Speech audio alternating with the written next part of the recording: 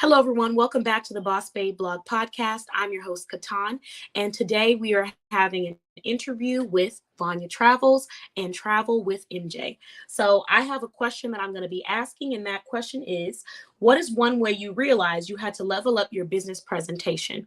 So I'm going to share one free business tip for anyone out there who's trying to grow and elevate their brand. I'm going to start with the presentation of your advertisements and your business flyers. So I'm going to put this out there because for people who are just starting in business, the word ad and flyer, they sound like the same thing and they can be the same thing. But when I'm referring to an advertisement, that is more so something that is going to attract your audience. When I'm talking about a business flyer, that may be something like, okay, I'm having a special event. So here's my information. Here's my business. It's my logo, things like that, right? Sometimes your advertisements aren't always going to be perfect because you're trying to target a certain audience. Okay. So, for example, if you are a cleaning company, you might create an ad that has a filthy room because you know that everybody that scrolls who is OCD is about to click on that ad and be like, oh, I can't stand that. And then when they look at the ad, they're going to say, oh, cleaning company. I love cleaning companies. Bam, click on it and go figure out who you are. So depending on who your target audience is, your ad may be a little bit different.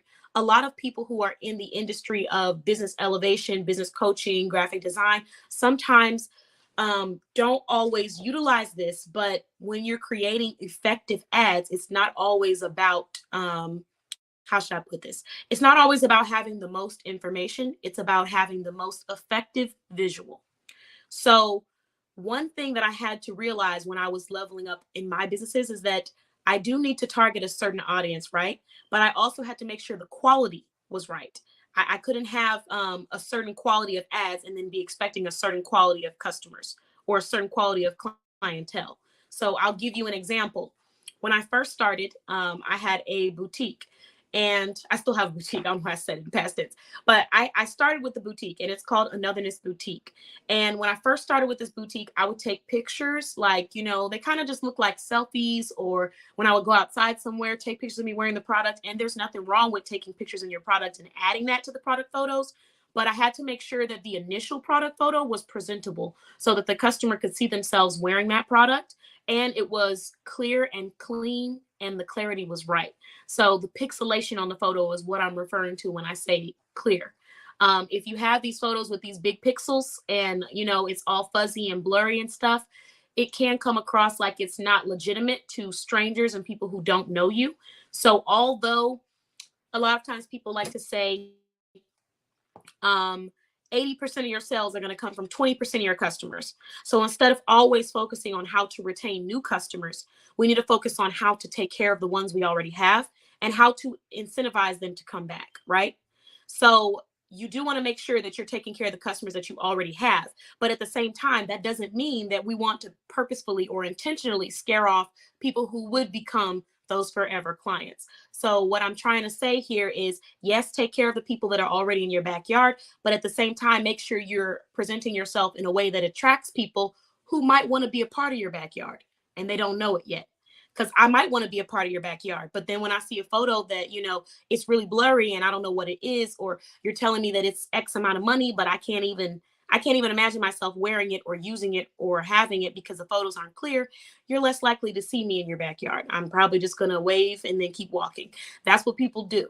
So that is the first, one of the first lessons that I learned on how to level up my business presentation. And by doing that alone, I was able to get a lot more sales without working as hard. If you're a business owner and you feel like you have to go around the block and back just to get someone to purchase or to see your value or to see your credibility, this is one tip that will help you with that. So don't make them feel like they have to ask a million questions about what it is you're selling. Have the products with clarity and make sure people understand what it is you're trying to get across. So that is my free tip. I gave a lot of insight in there, so you can rewind it, record it, whatever you need to do, come back to the podcast and break it down on your own time. But now I'm going to go ahead and move to Vania from Vania's Travels, aka the founder of Vania's Travel Squad and the Boss of the Year for Boss Babe Blog. So welcome, Vania. Thanks for joining me. Thank you for having me. Of course. So for you, what is one thing that you realized you had to do to level up on your business presentation? So one thing that I realized that I had to do was to be consistent, to make sure that I stayed posting. Even like throughout the pandemic. I think throughout the pandemic, I was Yeah. just like constantly like posting motivational, like we can't go here now, but this could be something on your bucket list. So to be consistent with your posting, and then also when you're posting, one thing that I realized too when I'm posting, that I also needed to, like, let's say made 9 posts, right? But within those 9 posts, I should have at least 1 or 2 posts that has my face, so people could put a face to the brand. You know what I mean? Because if I'm posting on social media, they don't know who I am. So they need to know who I am and what the services that I bring to the table. So I try to be consistent with at least every like 9 posts to have at least 2 posts with my picture, and then also explaining who Vania Travels is and explaining my brand. So I think that was something that I tried to stay with, so that people could put a face to the brand. I love the fact that you talked about during the pandemic part, because that is a huge, huge, huge tip for anyone who's listening. Learning how to anticipate your customers' needs is a whole nother level to elevating your business. So when you first start your business, you're just thinking about, what am I going to provide to people? What solution am I providing? But as your business starts to grow and you start to expand, the next Mhm. question needs to be, what is the next thing that my customers are going to need? What are they struggling Right, with right now? And what are they going to need in the right. future? So the fact that you Yes. said, even though it was during the pandemic, I was saying, okay, I know we can't travel now, but let's start thinking about, those vacations you're going to want to take when the pandemic is over, or when we're able to go outside. That's really Hmm. huge. It doesn't matter what Yeah. industry you're in. The next level is anticipating your customers' needs. So great Yeah. tip. And then the Thank you. second one you said was, of course, the second one you said was putting your face out there so people can see who you are. Mhm. Yeah, Yeah. exactly. And then also, you want to make sure that your logo is on your post, because you want people, when they see your post, they'll be like, okay, yeah, that's Vanya Travels, or that's Boss Babe Blog. You put your logo attached to it, then this way they know the name. The name is like in their name, in their face, and it's something that stays consistent with them, And when they see a post from you, or from Vanya Travels, or from Travel with MJ, they'll know, okay, that's Vanya, or that's Miriam, or that's KeTohn. So that's one thing as well. Yes, I love that you brought that up. So, what Vanya is referring to is definitely going to fall underneath that branding category. If you don't already have a logo, um, that's okay. A logo is important though. So, start thinking about what kind of logo is going to help represent your business. And just going back to what we stated earlier, an effective ad doesn't have to have everything. So, kind of rotate it out. If you have a logo, use your logo, and then have the other focal point. And when I say focal point, I mean the other thing that the audience is going to pay attention to. Even if you do have a logo, sometimes you can take that logo off and you can change it. Okay, so today I showed the logo. Tomorrow I'm going to show where you can contact me, or my phone number. So, like, it's okay if you don't have it, but it is nice to have it. And then remember, you don't want to overcloud your ads. So, like Fania was saying, having your logo, maybe you post a quote and then you put your logo underneath. That's a really great way to keep people remembering who you are. And then it does elevate your overall presentation, because it shows Hmm. people that you have credibility, and you have a certain, what's the word? I would say it shows that you have a rapport already. Like, you've already created a foundation for your business. You got logo, you have a theme, you have a mission statement. Like, just reminding people that you are established. That's the word that I'm looking for. So Hmm. thank you so much for your tips, Vanya. Really great Thank you. insight. So MJ, can you go ahead and share with us, what is one way that you realized you had to level up or elevate your business? Hmm. Okay. One way that I realized that I had to level up is Me. All me. You know. Um, Contrary to popular belief, I am the girl who loves her sweatpants and her t-shirts and her sneakers. I am that girl who will walk out the house sometimes with her hair not always done right. Um, Back before I started my business now. This is pre Travel with MJ days. Now that I am my billboard, I am my brand, we had to go and make some necessary purchases. As you can see today, we're rocking the natural afro. But when I know it's time for me, I gotta go, I gotta put on some branding pictures or do something. We got some hair. Uh, this And this hey, there's particular nothing wrong with message the here natural afro goes to too. the women. You are your brand. You can't walk out the house like who shot John and why. Yep, yep. You can't. Very true. Very true. You can't walk out the house like That's who a good shot thing. John and why. And who shot John and why looks different to every other woman. If you are a woman who likes to walk out the house with their bonnet on, don't do that. If you are a person who like to wear mismatched socks and they're showing and they're visible, don't do that. you know, put on a dress. If your hair is not doing too well, get a head wrap. You don't have to be at a 25 every day, but you gotta be like something, especially when you're representing your brand, because that's what they see. They see you. They don't always see your pictures. They don't always see your logo. The first thing that they see, especially if you're out in public with other people, they see you, and you don't want nobody to say, "You're a business owner." Yeah, that's not a good look. Yeah. So I love this tip because I think that it falls into self-care. A lot of times people, you get tired, you have so much going on. The last thing you're thinking about is, oh, let me get cute today, or oh, let me do that. Even if you can't, even if you don't like dressing up, get some get a vendor and get your logo put on some sweatpants and rock your logo so you can look cute while you're casual. I have sweatpants that say goddess on them that came from my boutique, anotherness boutique, that I rock when I want to have a casual day. I have a t-shirt that has my logo on it so I could wear that with some jeans when I want to be like dressy casual. And then like no matter what, I think that you said something earlier. So the whole thing with dressing up and stuff, consider your audience and consider your style as well. If you're someone and you know that your audience is looking for a certain kind of professional, or their professional in their head looks this way, dress that way. You know what I mean? Because you're going to attract them, especially when you're in public. Because although a lot of sales can come from online virtual networking, you're also going to have a lot of sales and networking in person. So if you look like the professional that they see in their heads, they're going to be attracted to want to shop with you or want to know more about your business. And then, with your hairstyles, like, you don't have to, I don't necessarily think that there's anything wrong with rocking a natural fro because our natural fros are beautiful.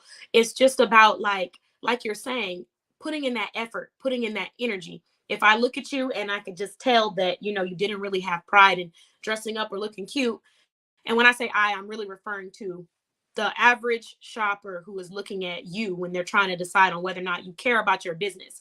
If you don't seem like you care about it, you didn't put passion or, your own twist on things, I might not look at you as someone that I want to shop with. If I look at the person next to you providing the same services and they're passionate about what they're doing, they're vibrant, and everyone's idea of what is, let me put, socially acceptable beauty wise is different. So you do you, but at the same time, make sure you put effort, because no matter what your expectations are, people can tell when you put effort into something. So even if I had a client, I was actually telling a client this, and she was like, well, I don't do nail polish. And I said, you don't have to do nail polish, but you could cut your nails. And she's like, well, I don't do makeup. And I said, you don't have to do makeup, but you can still take care of your skin, because when you're taking care of yourself, people see that you have pride within yourself. And those are things that some people, even though they say, I don't do makeup, okay, but are you taking care of your skin? Or does it look like you haven't been treating yourself and taking care of yourself? Because when you're not taking care of yourself, just basic hygiene or just doing things where it seems like you care about yourself and have pride in yourself, people associate that with how to treat you. So like I was saying in our previous podcast, how you present your business is how people learn how to treat your business. And how you present yourself is how people learn how to treat you, not just in business, but in friendships as well. So if you're coming across like you don't necessarily care about taking care of yourself, just the basic things, not even materialistic or adding makeup or nail polish or earrings or jewelry, that's how you're teaching people to treat you. Like you're not really a priority, and you are a priority. You are it. And everybody who's around you is blessed to be around you. And you have to move like that in every step that you take, from the start of the day to the finish. When you go to the gym, when you leave, MJ was just talking about coming from the gym, dress up, have some pride, like put on a logo. Like you don't have to be what is socially acceptable, but whatever it is that you feel is right for your brand, for your business, and for your life, rock that and rock it proudly. Because there's a difference between not putting effort in something and putting effort in it and putting your own twist on it. So I just want to put that out there, because that is something that I do get when I'm coaching. Sometimes that's the first level of pushback. People are like, oh, well, I don't do this. I'll come back to you, MJ. She got her hand up. I don't do this. I don't wear this. I can't do that. And I'm like, you don't have to wear this. You don't have to do that. But you could put some effort into what it is that you're doing. It's the same thing with advertisements. We're going to go back to this. Everybody may not be a graphic designer. I'm in graphic design. So there's some things that I've studied for a long time and practiced and been able to see results with my clients. You may not be in graphic design, but that doesn't mean that you can't put effort into that advertisement. So the same way, you got up and you put on a t-shirt, it was wrinkly, and then you had the products behind you, they were open and falling on the table. And then you didn't really put a backdrop because you were tired and you didn't clean. There's a little effort that can be put into that where your customers will notice. Go and stand behind a wall that doesn't have anything on it.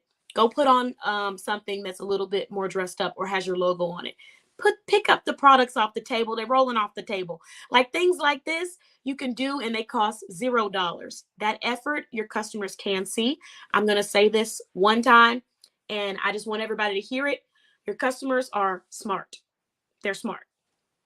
And I try to tell people this. They can tell when you're being lazy. They can tell when you don't really care as much, when you're like, customers can tell. They're very smart. People think, oh, nobody will notice, with mistakes that are not like, okay, maybe I say the wrong word while I'm having a speech. Yeah, if I keep talking, most people aren't going to notice until the speech is over. Heck, some of them will never notice. They'll come back and be like, that speech was amazing, because it still was, even though I made a mistake. That's not what I'm talking about. When I'm talking about customers are smart and they will notice, I'm talking about them realizing when you're trying to take shortcuts on providing a great experience for them. So do the best that you can with what you have, and don't always think that you need to have something more to be able to, do something great with what you have, if that makes sense. So, MJ, I saw you with your hand up, so I'm going to go ahead and go back to you. And then, Yes, ma'am. Yes, ma'am. I'm about to choke on my laughter, but go ahead. I'm going to keep it short and sweet. I am a person who don't wear makeup. You never see me wear makeup. I've never felt, I've played with it, but I've never felt the need to wear it 24/7. But, for those who are saying, oh, I don't wear makeup. Okay. Do us all a favor and drink your water. Okay? Drink your water. Because if you're drinking your water, you might not need no makeup. Just saying. Take care of yourself. It's little things. You don't wear makeup. Okay? Are you drinking your water? Are you eating your vegetables? Are you doing what you need to do? Are you taking care of yourself? Yeah. Okay, it's more than just putting on makeup. And don't get me wrong, I'm not a big fan of makeup. I respect those who wear it, and I respect those who don't. But make sure you're taking care of yourself internally too. Nope, don't let that makeup. Yeah. Exactly. I agree. Like we said, it's about taking care of yourself and showing that you have pride in yourself. Vanya, did you have something you wanted to add? No, I just wanted to piggyback on how you were saying that you don't have to be like this big digital design person to do your flyers. And when I first started out, I didn't know anything about anything.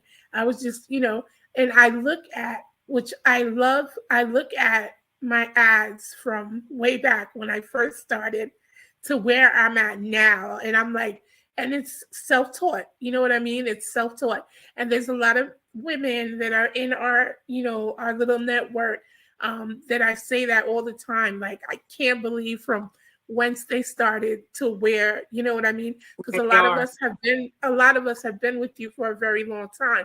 And just to see like the growth, and the elevation in just putting your stuff out there. You know what I mean? Yeah. I am creating reels. What? I had no idea. I'm like, a reel? What is a reel? And now I'm getting notifications like your reel has how many views and how many likes. And the first time I saw a reel, I was like, there's no way. I ain't gonna. And now I'm creating reels, and you have to grow with the times. And that's the whole topic that we're talking about, how to elevate. You know what I mean? You have to grow with, and don't be afraid. Don't be afraid. Guess what? In the beginning, you might not know how to do it, but the more you do it, the more you practice, the better you'll get at it. That's it.